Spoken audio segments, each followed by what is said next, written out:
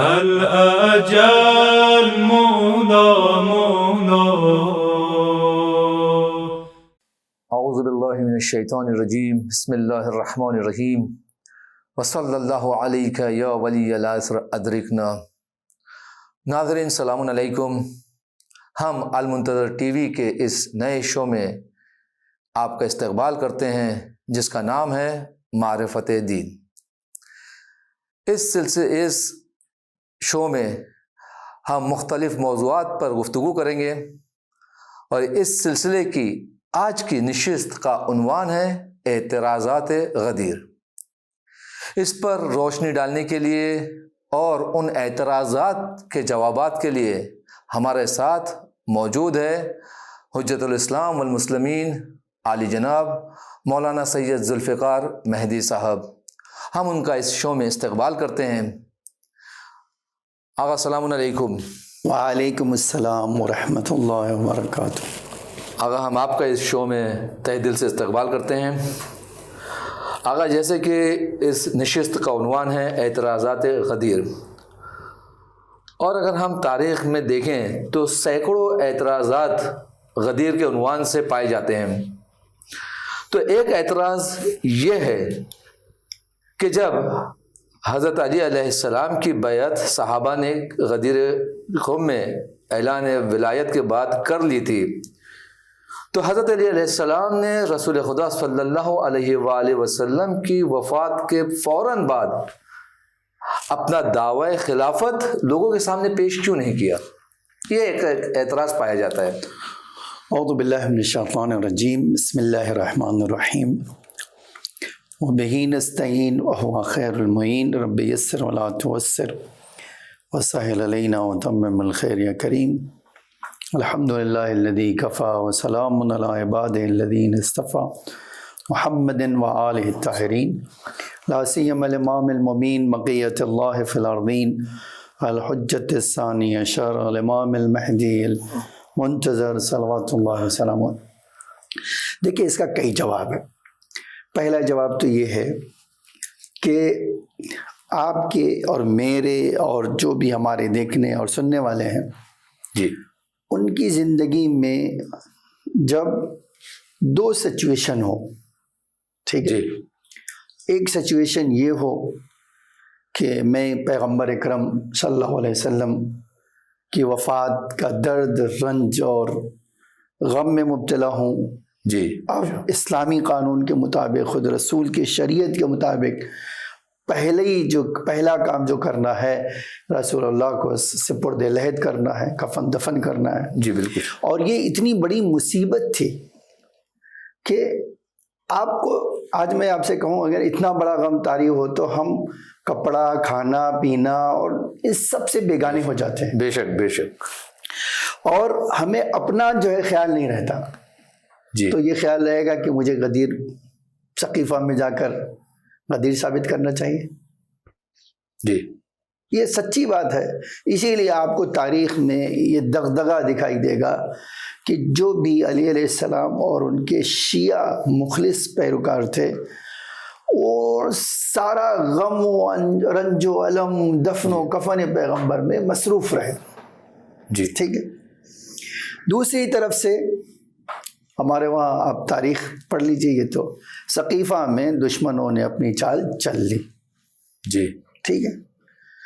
جب کفن و دفن سے فارغ ہوئے تو 3 دن کا وقفہ گزر چکا تھا. جی صحیح.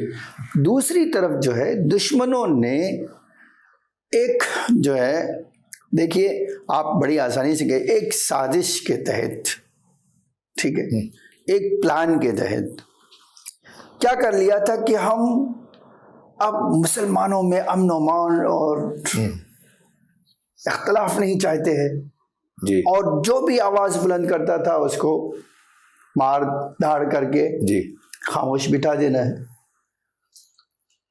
اب جب یہ سچویشن کا سامنا امام کے سامنے ہوا تو امام نے کیا کیا؟ گھر میں بیٹھ گئے. جی، آج آپ تاریخ پڑھ لیجئے، امام گھر میں ہے، بیعت کے لیے تو نکلے نہیں. ٹھیک ہے. جب گھر میں سے امام کو جو ہے گرفتار کر کے لے جایا گیا تو امام نے پوچھا یہ نہیں پوچھا، آج تاریخ گواہ ہے اس بات کی. یہ جو آپ کہہ رہے ہیں کہ امام نے کیوں نہیں کہا، جی تو امام نے کہا اسی مسجد میں کہ مجھے کیوں لایا ہو؟ کہا بیعت کرنے کے لیے. تو کہا میں تو تم سے زیادہ بیعت کا حقدار ہوں، میں تو اللہ کے رسول کا خلیفہ ہوں. یہ کہا ہوں میں تو ان کا جانشین، ان کا بھائی ہوں. تو کہا کہ نہیں، ہم آپ کو بھائی تو مانتے ہیں، جانشین نہیں مانتے. ٹھیک، یہ ایک بات. اب لیکن ہمارا جو ہم شیعوں کا اور ہمارے مولا کا جو اوپینین تھا، جو نظریہ تھا اس میں، وہ یہ تھا کہ میں اپنی جو ہے یہ منصب داری قربان کر سکتا ہوں، جی لیکن مسلمانوں کو مرتد ہوتے نہیں دیکھ سکتا ہوں، اسلام کا تیا پانچا ہوتے نہیں دیکھ سکتا ہوں، اسلام کو بکھرتے ہوئے نہیں دیکھ سکتا ہوں. ٹھیک ہے. اب امام کے پاس دو ہی صورت تھی. جب ایک طرف اسی بنی سعدہ، سقیفہ بنی سعدہ میں عمر جو ہے سعد، یہ جو انصار کے قبیلے کے سردار تھے، ٹھیک ہے جی ان کو اتنا مارا گیا کہ وہ ختم ہونے والے تھے. ٹھیک ہے. جی آج وہی تاریخ لکھتی ہے کہ جس نے بھی آواز اٹھائی ان کو مارا گیا. اب امام کے پاس دو راستہ تھا، یا تو تلوار لے کر آ جاتے جی اور بالکل لوگ مرتد ہو جاتے، یا یہ کہ صبر کرتے. اور اب آپ یہ جو سوال ہے، حقیقت میں یہ سوال غلط ہے کہ امام نے ایسا کیوں نہیں کیا کہ خلافت کو دلیل بنا کر، غدیر کو دلیل. کس نے کہا کہ امام نے دلیل بنا کر نہیں پوچھا؟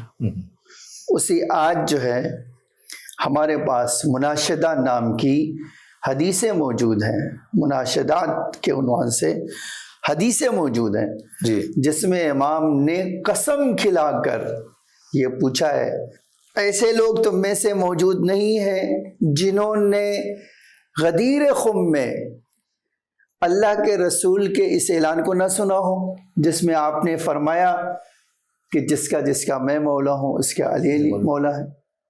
یہ ایسا جو کہہ رہے ہیں، یہ مسند ابن احمد نے جلد 4 صفحہ 370 پر حدیث نمبر 19823 نمبر کی یہ لکھا ہے.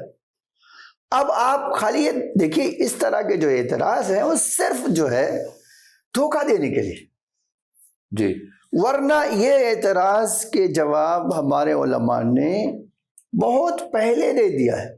جی اور آج ہم کہتے ہیں شیطان ہمیشہ کیا کرتا ہے کہ نئے لباس میں پرانے جو ہے کپڑے کو نیا رنگ لگا کر پیش کر دیتا. لیکن سچائی یہ ہے کہ میں نے کہا کہ یہ موجود ہی ہے وہاں پر.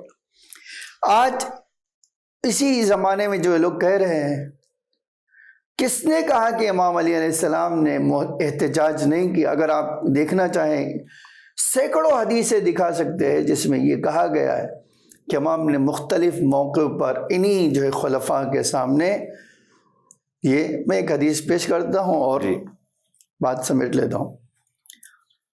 یہ نہیں جانتا ہوں میں کہ کتنے دن کے بعد یہ واقعہ، یہ حدیث پیش آئی، لیکن تاریخ نے لکھا ہے کہ ایک بار علی علیہ السلام نے خلیفہ اول سے ملاقات کی. جی پوچھا کیا تم نہیں تھے غدیر؟ کیا واقعا تمہیں شک ہے کہ میں اللہ کے رسول نے مجھے اپنا جانشین نہیں بنایا؟ ٹھیک ہے جی. تو کہا کہ اب اے علی میں، تو کہا اچھا اگر رسول اللہ کو تو پہچانتے ہو نا، رسول اللہ کو پہچانتے ہو نا؟ کہاں پہچانتے. کہا آؤ میں رسول اللہ سے تمہارے سامنے ہی کہلوا دوں. کہ یہ ممکن ہے؟ کہاں ممکن ہے، آؤ. اللہ امام لے کے گئے. جی جی سے باہر، اور بعض تاریخ کہتی ہے مسجد قباء میں لے گئے، اسلام کی پہلی مسجد، یعنی مدینے کے باہر. ہاں. جب وہاں گئے اور تو علیہ السلام نے پوچھا، دیکھو رسول اللہ سامنے بیٹھے ہوئے. پوچھا علیہ السلام نے کہا اللہ کے رسول ان کو بتا دیجئے. اللہ کے رسول نے بولا کیا کہہ رہے ہو؟ کتنی بار میں نے علی کو تمہارے سامنے پیش کیا اور مولا بنایا، خلافت، اور عاقبت سے ڈرو اپنی، اس سے پہلے کہ تم اللہ کے پیارے ہو جاؤ، علی پر ظلم نہ کرو، اور حق جس کا اس کو دے دو۔ یہ واقعہ ہو گیا، راستے میں بولے ہم صبح اعلان کر دیں گے اور آپ کو حق دے دیں گے، اور گھر چلے گئے۔ اب 1 دن یا 2 دن گھر سے باہر نہیں نکلے تو دوسرے صاحب پہنچ گئے، کیا ہوا؟ کیا عالم، میں نے رسول اللہ کو یہ کہتے ہوئے سنا۔ ٹھیک ہے، جب یہ بات ہوئی تو اب تاریخ کہتی ہے اس دوسرے نے کہا کہ تمہیں نہیں پتا بنی ہاشم تو بڑے جادوگر ہیں، رسول اللہ اتنے بڑے جادوگر تھے، یہ دوسرے نے کہا۔ ہاں جی ہاں جی، اب ایک سوال ہے، اس سے بڑی دلیل کیا ہونا چاہیے تھی؟ یہ تو حدیث موجود ہے، یہ ہم شیعوں نے گڑھ نہیں لیا ہے، جی یہ ہم شیعوں کا بنائی ہوئی نہیں ہے، جی، اس کو ذکر کیا ہے۔ میں نے کہا کتاب آپ دیکھ لیجئے، یہ جو ہے کتاب جو ہے بہت بڑی کتاب جو ہے 48 جلدوں پہ لکھی گئی ہے، وہ کیا ہے؟ علی علیہ السلام، موسوعۃ امیر المومنین علیہ السلام، اس میں آپ دیکھیے۔